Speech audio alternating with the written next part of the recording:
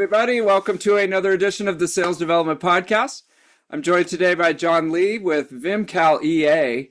John, how you doing today? Good. Nice to meet you, David. I'm glad to be here.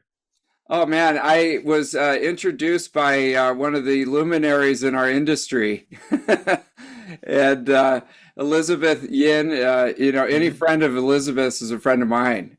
So I'm happy to get you on the show. Elizabeth is awesome and has been super helpful. She's one of the most helpful investors you could have on your cap table. So if Hustle Fund or Elizabeth offers you money for anyone listening, you take it. Oh my gosh. Not all money is created equal, right? So if Hmm. you Oh get yeah. in Oh yeah. somebody like her, yeah, it's great. Yeah. I think going back, I think we started working together in 2021 or maybe 2020. Anytime we've needed something within the same day, Mm. she will respond and we'll have a solution. Whether it's something small or whether it's like an emergency case where you're like, okay, we need to break the glass. We need someone to help us with something urgently. She's always traveling, doesn't matter where she is. You'll get that email from Elizabeth, problem solved. Problem solved. Nice. Okay. And this is really helpful. You came up through the ranks as a technician, right? And you're essentially a builder. I would say. How did you get into starting this company and coming up with the idea for Vimcal? Yeah. Going to college in the Bay Area, you're kind of just surrounded by tech. It's funny because I didn't know what computer science or engineering or Silicon Valley was in high school. I grew up in the Bay Area, but just far enough in the East Bay where just no one talked about that.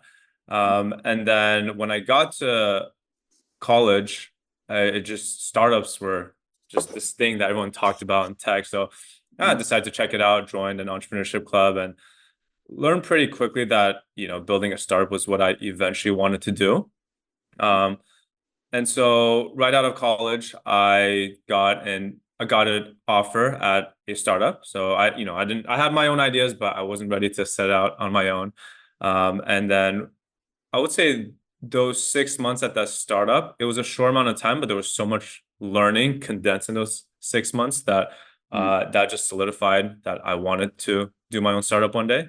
And so we eventually got acquired, and then I went to a big company, went to Twitter, was there for 2 years. And even when I was at Twitter on nights and weekends, I would meet up with my now co-founder, and we would just hack on side projects. We just wanted to learn things, right? That's kind of the main social life in San Francisco is working on side projects together at one of your apartments or at a cafe. So that's what we did. We started on virtual reality projects. I think at one point we built out a game in virtual reality. And then we eventually dabbled in augmented reality when Apple came out with ARKit in 2017. And that's when we decided to actually start a company. So on nights and weekends, we'd hack away on this idea, which was an ad network for augmented reality apps. And then we applied to YC once, didn't get in. And then we applied again 6 months later. And luckily that time we did get in. So, we saw our opportunity. We basically put in our 2 weeks notice the day after we got in, and the rest is history. Oh my gosh. Okay. So, where are you from in the East Bay? San Ramon. Yeah, I grew okay. up in the early 2000s. Tech companies have not reached that point, so it was a very different place than it is today. Yeah, that's Yeah, dude. I go way back, even further than that. I grew up in Alamo, and the San Ramon was neighbors. like Bishop Ranch. That was it. That was all Yeah, that was there. And I heard the Stones, like Stone something Mall. I can't remember what it's Stone called. Ridge. Stone Stone Ridge. Ridge. Yeah, Yeah, that's yeah. right. That's all I knew. That was the hangout spot because there was nothing else to do at the Yeah, time. Now it's exactly. a bougie place. There's an Yeah. Equinox in San Ramon. It's Oh, yeah, okay. very That's how you different know. now. And I noticed also you didn't call it X. You still call it Twitter. Is that ever gonna change for you? Uh, yeah, it's just a habit, When Yeah. you've worked at a company for X amount of years, no pun intended. It's just hard to switch over. I Yeah. think my friends and I, old coworkers, we just all call it Twitter. you know. It's interesting. And are you on like the business side? I mean, you're kind of doing everything for Vimcal, right? Are you more Mhm. on the business side? Are you on the technical side or kind of both? Yeah, so when we started out, it was just my co-founder and I. We basically designed, coded everything. I did a lot of the selling in the early days. I would say in the last 2 years, I've started really firing myself from the technical side. I'm still very much involved in the product because with a productivity tool like Vimcal, um, the product is everything, right? Once the product starts changing or once the experience starts declining, doesn't matter what you do on the go-to-market side, sales side, marketing, like the product rules everything in the productivity space. So because of that, I spend, I would say like 30-40% of my time on product itself, but most of the nitty-gritty of my day-to-day is in the go-to-market, the marketing side. That's so true. You like you learn that like it's so good, that that's drilled into your head. If you have a great product and people love it and they're telling their friends and stuff, everything else becomes Yeah. so much easier. Yeah. Everything. If it's the opposite, your product sucks, you're dead. And I asked too because I'm just wondering after you've been running this company for a while and you saw Elon Musk come into X and Yeah. what he did, it's like it's just interesting because I was an employee for 20 years before I started a business, and so I Mhm. know that angle. But then now I've been running this company for going on 8 years, and so I saw the other angle of Right. his Right. behavior, and I was just wondering what you thought about that. Yeah. I mean, when I was there, I left in 2018. I think we were 3,300 people-ish. And then I guess when Elon came in, the news article said it was like 7,000 people. And I think even Oh, when we interesting. were at Twitter back then, it felt like, I won't say bloated, but it felt like, this could probably be run with fewer people and more product decisions could be made that way. Um, Yeah. so I don't disagree with his sentiment that you could grow Twitter and maintain it with a smaller employee base, but I think the way he did it, his execution was really poor because he basically gutted an organization that had a really good and strong culture. And just it was a little, it was pretty reckless the way he did it. Mm. Was the It's a good actual, lesson. downsizing necessary? Probably to some degree. But at the same time, a bunch of companies were doing layoffs in Silicon Valley. So I think it was just an overall market problem. Yeah, it's always hard because if you're one of those people, those Yeah. thousands of people, it just sucks, I mean, your life is like turned upside down. But if you're the person running the company and I mean, people are the most expensive line item, Yeah. if the company is not doing well, that's the first place where the accountants go and they go, look at this one. We definitely got some trimming to do here. It's just it's a tough problem. It's all how you handle it though, right? So yeah. Right. Right. Yep. And you can run into the problem of just having way too many cooks in the kitchen. And I think that's probably Yeah. what happened at Twitter and maybe a lot of other places where decisions can't be made just because there were way too many people involved in the Yeah. decisions. It's what do they say? The committee is a horse. No, something like that. It's like a camel is a horse built by committee. So Yeah. it's like I just love throw that. everything in there. Yeah, Um, yeah, yeah. I could see that happening. Okay, so this is really interesting. So you're there for a while, but you're hacking at night, and you and your coworker co-founder are working on this thing, and then you get into YC. So what's that process like?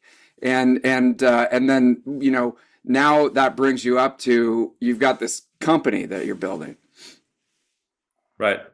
Um, YC is is actually they're pretty true to their word. They say that you should apply a second or third time if you don't get in the first time. Because I do think what they care a lot about when they look into the founders they accept is the trajectory that these people go on.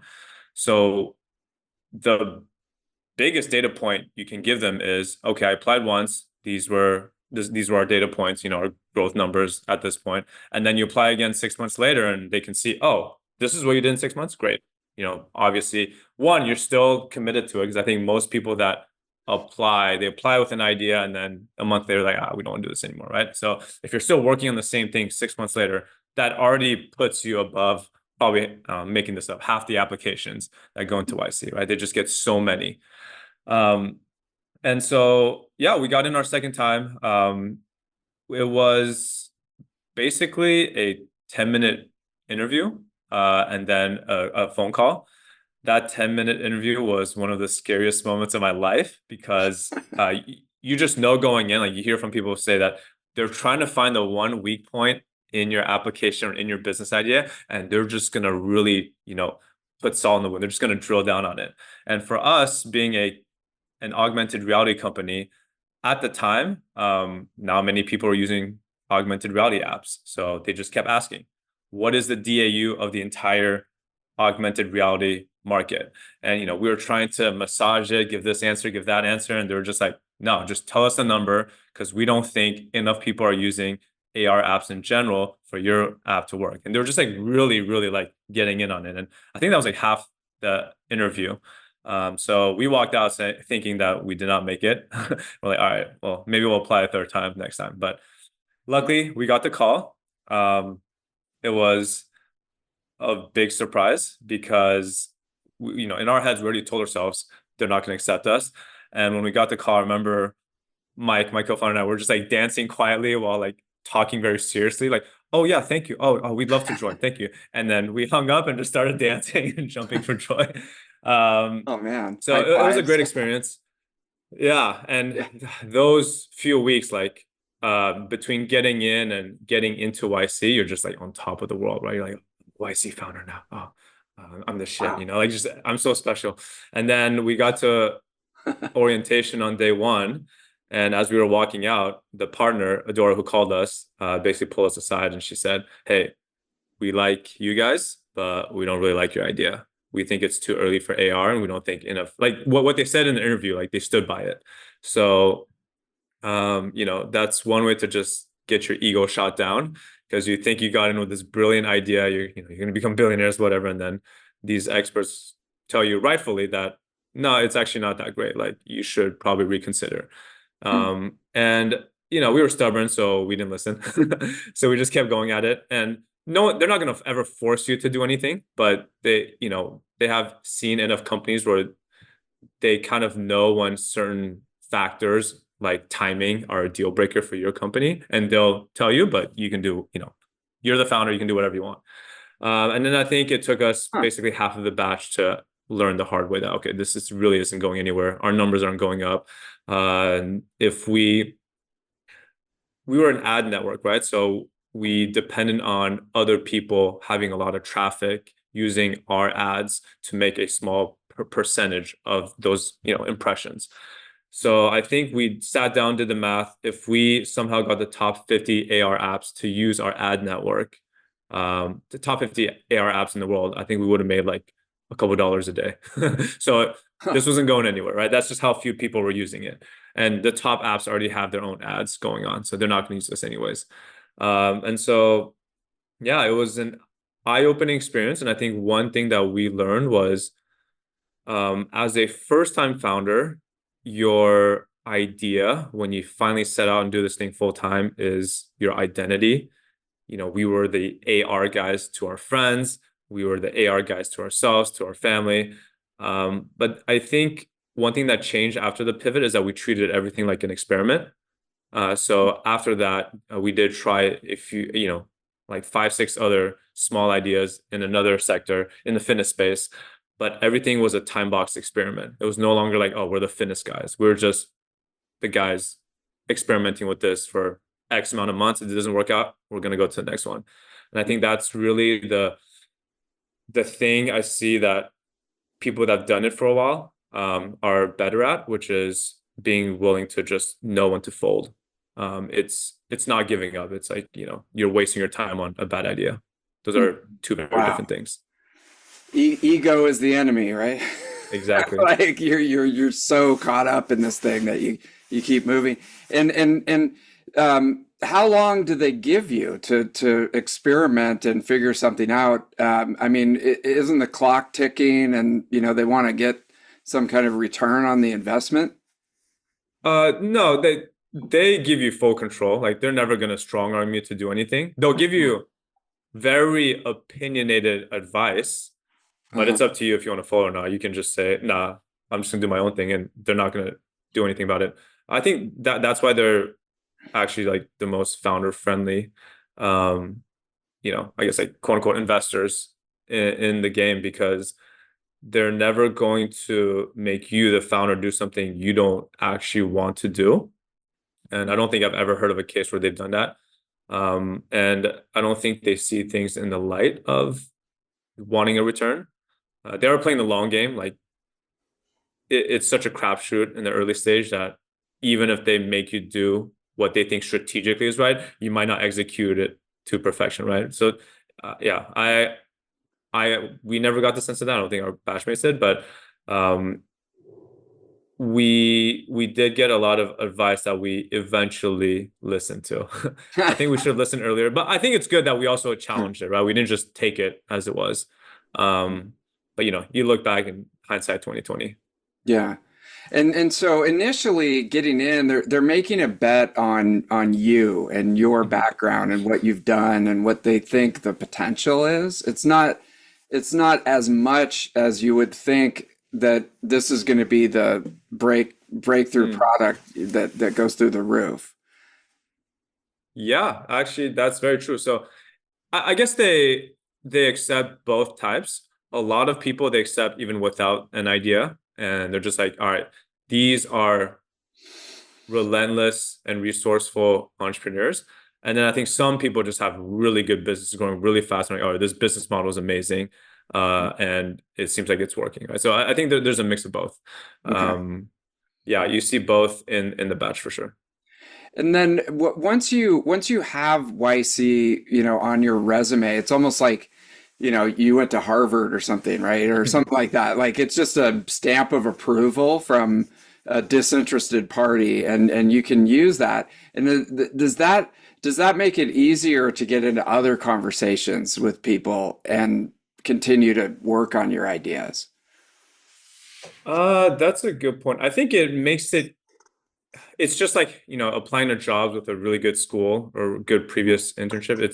I guess it makes it slightly easier to get that, first interview, the first conversation.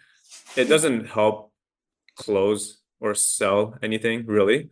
I think if anything, because, as mid 20-year-olds, you you jump into this risky venture and you're just kind of hacking at it in your apartment bedroom for years and years on end. I think if anything, it de-risks you Mhm. during this time, so that let's say it doesn't work out, we know deep down that, okay, at least we have this, which whatever you want to call it, stamp of approval, so that, if we do go work somewhere else and it doesn't work out, then they can see that on our resume. But that's such an afterthought because all you're thinking about is your startup. Yeah. So yeah, it gives like a base layer of security, but no one wants that to be what happens, right? So Yeah. yeah. So you're not gonna, you won't go broke if you're still trying to figure it out, and you have this, sense of security in that you're among this elite group of people that have been able to do this.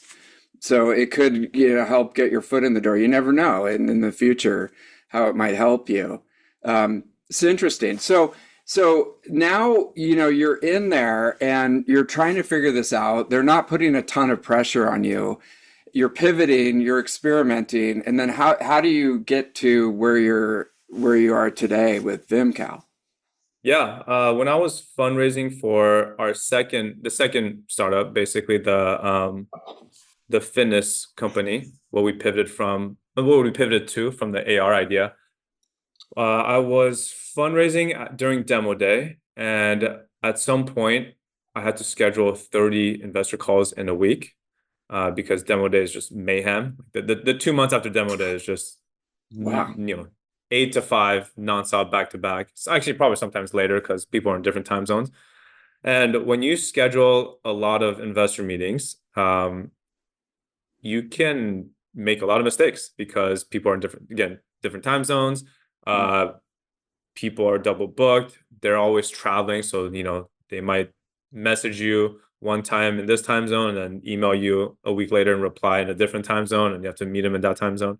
And so I actually made a lot of mistakes during the scheduling. I think one time I scheduled a 4 a.m. call with someone somewhere in Asia, maybe Hong Kong or something, just way off. I double booked a few meetings and had to cancel last minute. And so this was always a problem in the back of my mind, but I didn't really think too much of it. You don't just like see this and be like, oh, that's a startup idea. Because at the time, Calendly existed. And if you think about scheduling those types of meetings, usually people either use a Calendly or do it manually. I chose to do it manually because there's this power dynamic that comes with sending a Calendly link. Um, if you're asking someone for something like money, like hundreds of thousands of dollars from an investor, I I always say that I would never send an investor a Calendly link, but they can always send me one, and both sides are okay with that.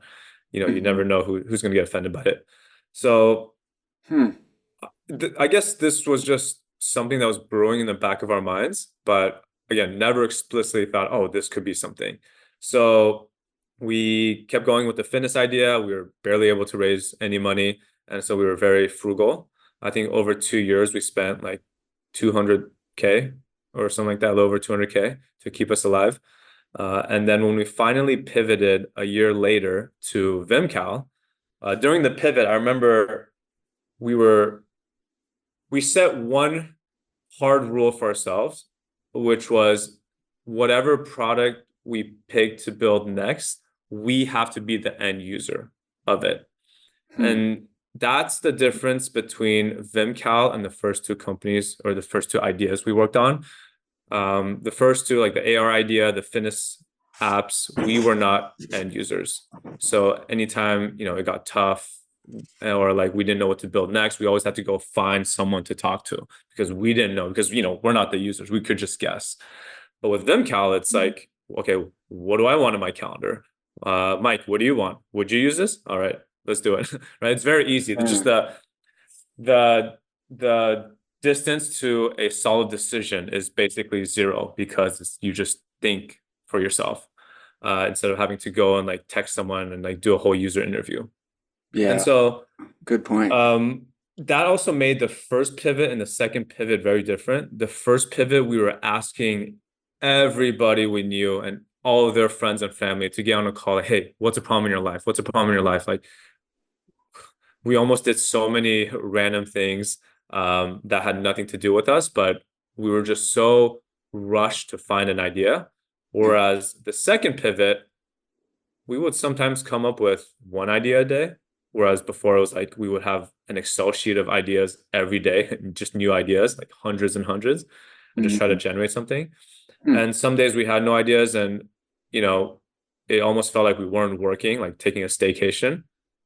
But every idea we discussed was something very personal and something that we actually thought we could possibly do. And so, yeah, I think on the second week we came up with Vimcal. We gave ourselves 2 weeks to test it out, and that 2 weeks has turned into 4.5 years, and we're still at it. Okay. What does Vimcal mean? The name. Yeah, It's good just question. yeah. So Vimcal has a double meaning. Most people that see it recognize Vim as this code editor that a lot of software engineers know how to use. And it's basically this text editor where you can write code, but you can't use your mouse. So it's all keyboard and keyboard shortcuts. Hmm. So one of our core philosophies in Vimcal is that everything is faster when you use the keyboard versus the mouse. So we have a keyboard shortcut for pretty much everything. So hence Vim Calendar. The second meaning that fewer people know is that Vim is actually a term that's used a lot in the yoga world, and it means to live with vigor, like vitality. So to live a life with Vim is like to live basically like a youthful, full of energy life. And ultimately, that's how we see the function of a calendar. Our job is not to overschedule your life. Our job is to help you schedule the things you have to do so you have more time for the things you want to do. So all the features we build, all the features we give our users, it's meant to put guardrails on your calendar rather than just more meetings and make that process faster. It's really for you to design each day, each week as meetings are coming in The way that you want to. the And way that you want to. you know, having an EA is amazing. If you haven't tried it, folks, get an EA because it's absolutely amazing. Now, you just came out with a more clarified. It's Vimcal EA, and I want an EA. So, how would that help me to organize my life and get more Vim? Yeah. So we have two products now. Vimcal is our flagship product that's meant for the general population. And one thing we did differently than most companies when we launched Vimcal, and even to today, is that we onboard most users over a 30-minute Zoom call. So the first 2 years was 100% of new users. You couldn't use the app without a Zoom call with us. And then, more recently, the last few years, it's about like 25% of new users will get on a Zoom call with us. And we learned from talking to just tens of thousands of people through those calls over the years that there's one specific group of people that have the most complex use cases for a calendar, and that's EAs. EAs schedule usually for multiple people who are very important people with very important meetings. Everything is high stakes. There's no room for error. And these people are always traveling. They're always often in different time zones from the EA. So there's just all these weird cases. They have board meetings. They have offsites that most people don't have. So we always knew in the back of our minds that we would build something for EAs because having those conversations with them, most EAs we talked to saw Vimcal as the best counter tool they've seen. Because again, we're built for very busy people. We're not built for people with empty calendars, right? That's not a good fit for Vimcal. And so Mm. um, with EAs have to schedule on behalf of other people. So that delegation piece was the only piece that we were missing in the original product. So about a year ago, we launched Vimcal EA, which is the best of Vimcal, plus some power features that is non-flagship Vimcal, but designed all around delegated scheduling on behalf of other people and multiple other people. One trend we're seeing with just, I guess, EAs and admins is that the typical EA is starting to schedule for more and more people. Whereas a few years ago, it was probably more one-on-one. An exec has one EA, and an EA has one exec they support.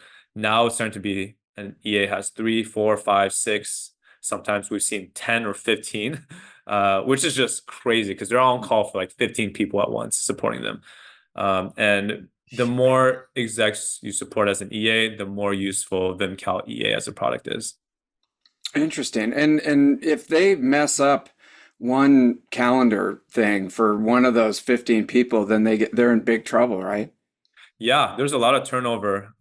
One, it's a really stressful job for Yeah. EAs. If you just go to the subreddit, r/executive assistants, you'll just see how many people are just venting about how stressful the job is and just asking for people to listen to them. Because EAs are like lone islands within the company. Yeah. Most companies don't have like teams of EAs or everyone's just Mm-mm. supporting their 3, 5 executives.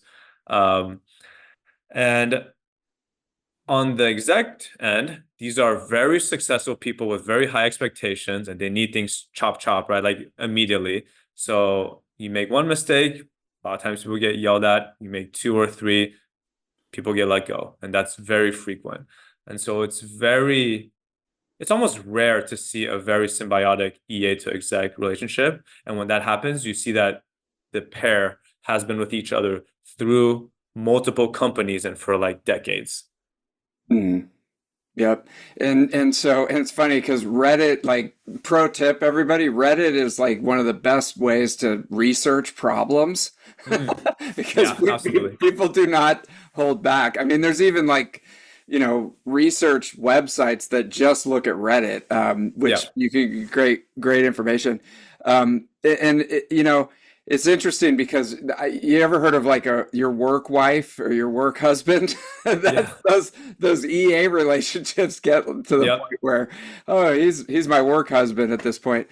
Um, but it's daring of you to try to inject your solution into something that's so delicate, because like you said, these people, the reason that they're such high level executives and they're jetting all over the world is because they're really on it. They're super Mhm. precise and they want to show up, and it's like cup of coffee in one hand and exactly 10:01 like it's too Mhm. late, right? Yeah.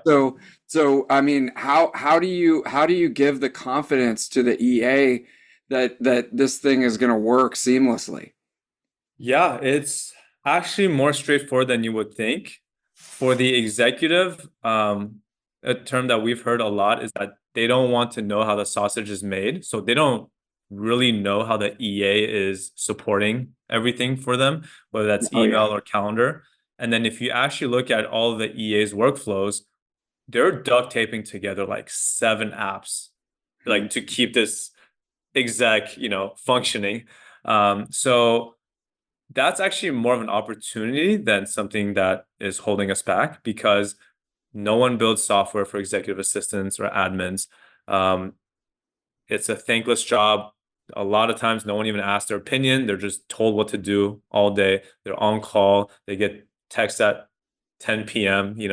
It's a very intense job. So when you go to them and you say, "Hey, we built a really good tool just for you for your exact job. It can replace these 5 tools, um, and it will basically protect you from any mistakes you could make because our software basically can convert time zones more perfectly than your mental math, right? Um, and it saves you an hour a day where you can actually focus on the more important stuff. That's a really hard thing to say no to. And, the tool is usually comped by the team, by the executive. So they're not paying for it. So we've actually found that EAs are very open and welcoming. And because no one really asks them of their opinion day to day, they love to spill all the feedback, all their thoughts, and it actually helps us improve Vimcal EA faster. It makes sense. And once they get it in their hands, they try it, it works, then they love it, they start talking to other people about it. How do you initially uh, get to an EA and say, hey, you're using 5 different things. This is much more Mhm. precise. This works better. Try it. Yeah, that's a great question. So it goes back to what we did with the regular Vimcal product, which is you start with one, you show them a good product over a 30-minute call, and then they like it. They tell their friends, their EA friends, it turns to two. And you just build up from that, right? Very slowly do the things that don't scale. But the goal early on when you launch something new is to find champions. And like we're still in the phase with the EA product that we're just trying to find champion after champion. All we care about is converting power users, not just users, right? Evangelists. Hmm. And that's how you really get the ball rolling. So the good thing is that because we have been working on Vimcal for 3 years up to that point, we had a large user base of people who had EAs, and that seeded our EA conversations Mm. really quickly. Yeah. And then, another thing you can do is you go to where they're already hanging out. So EAs hang out in a few places. It's Reddit, LinkedIn, whatnot, but LinkedIn is where most of them hang out. And you basically, you reach out, you write helpful content, and that just spreads the awareness of the product. And I think part of it is also, again, going back to the fact that you're building something for a group of people that are very underserved. So Mm. we're almost going vertical with this, where we're building vertical SaaS for EAs. And just the fact that you're building, a painkiller instead of vitamin for someone that's never had either, it that alone will just help drive the word of mouth a lot. They're in a lot of pain. Yeah, I'm trying to think, where do EAs hang out? Like if you're selling, cybersecurity or something, you just go to RSA and there's 10,000 potential people there. Mm. There's also 600 other vendors, but Right. you're in the right place. And it's like, well, now that you can get so targeted, especially with LinkedIn, right? And there's their title right there. There's nobody, Mhm. helping them. They're in a lot of pain. And you come along and say, I can fix this, and it's like, hey, maybe they might take a Yeah. trial. So it's interesting. Okay, so and this how long are you going to give this to see if you can get some traction? And then what if you come back in 6 months and you're like, the EAs don't like us and they don't want to do this? I know that you don't want to think about that, Yeah. but how long do you usually give one of these experiments? Yeah, that's a good question. So I think we launched this. It was in beta for almost a year before we launched it. So we were able to test that this is something they want. Mm, Um, I mean, the retention is pretty great. I can't share specific numbers, but I don't think this is just an experiment anymore. We joked that in the, in the last few months, we've basically become an EA company because the demand, the retention, everything is there. Again, because they're underserved and we have a very good product that's custom built just for them. Um, so man, I truly that's think that this is awesome. a long-term strategy. And the great thing is this ties in very well with our flagship product because Mm, one of our hypotheses that we've seen, play out time after time is if you get the founder, the managing partner, the executive of an organization to be patient zero for your app, like they're the first person in the company to use it, or one of the first, right, early on, then especially with the counter app, eventually more and more people within the company are going to start using it, especially if they're paying for it and the other people aren't, but they have something that's better than a Google Calendar or Outlook or, Calendly or whatever. Then it's going to spread throughout the organization. And this has worked really well for us in the startup space where founders find Vimcal and then eventually the whole startup is using Vimcal. We're basically doing this, with Fortune 500 companies. If you get the EA on board, you basically have their execs, right? You run the execs calendar. You don't just run the EA. It's not the EA's calendar. You're running the execs calendar, and from then it flows down to the rest of the company. So we're basically this is like testing if we can get Vimcal being used at the companies after EAs start using Vimcal EA first.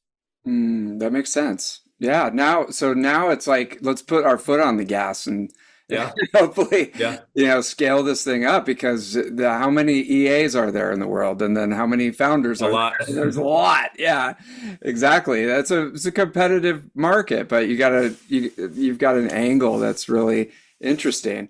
Well, John, thank you so much for coming on and sharing your wisdom. I've got a whole notebook.